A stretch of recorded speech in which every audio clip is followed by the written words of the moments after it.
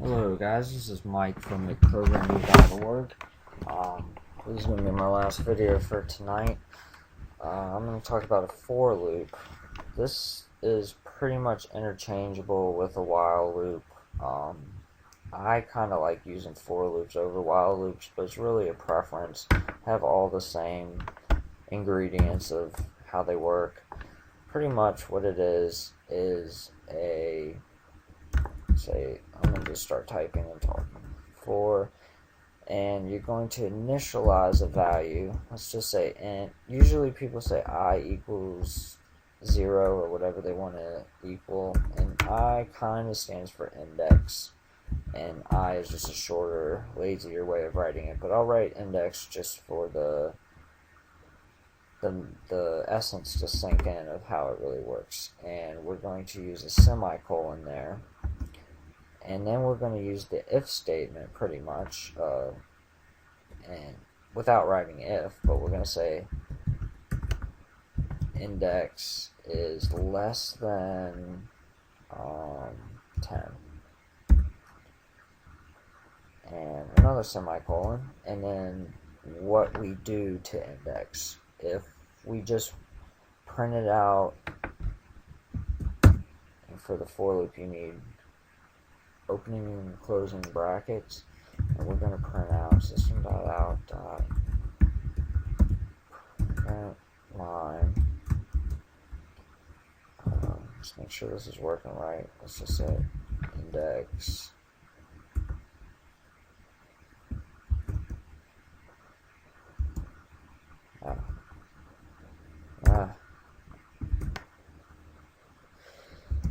Alright, index, and then we'll print out index to make sure the numbers are correct.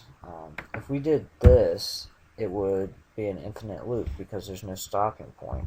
It would just stay at 0, and it's always under, 0 is always less than 10, so it'll infinitely loop. So we need something to get it to start reaching its stopping point. So right here we're going to say index plus plus increment.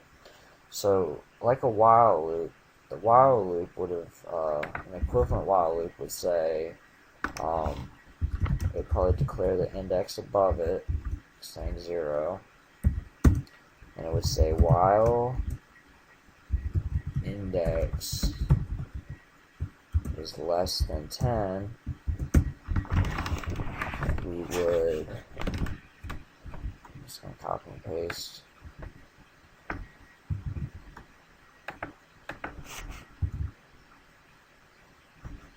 and down here we would increment within the while loop. And let me get a space in between these.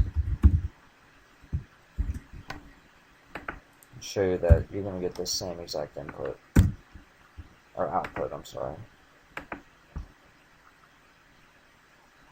So as you can tell, you get the same output, so it's really a matter of how you like setting it up. I usually use the for loop. You get all three parts of it on one line real quick. Here you have to initialize above, you have to check the Boolean statement right here, and then you have to remember to increment or decrement or whatever you do to the value inside of the while loop. That's pretty much the essence of the for loop. Let me go through, there's another for loop called a for each loop, but you won't really need to use that until you start getting into arrays a little bit, or array lists, but those are fun too. And I'm going to end this video. It's pretty simple. If you know the while loop, for loop is not hard to catch on.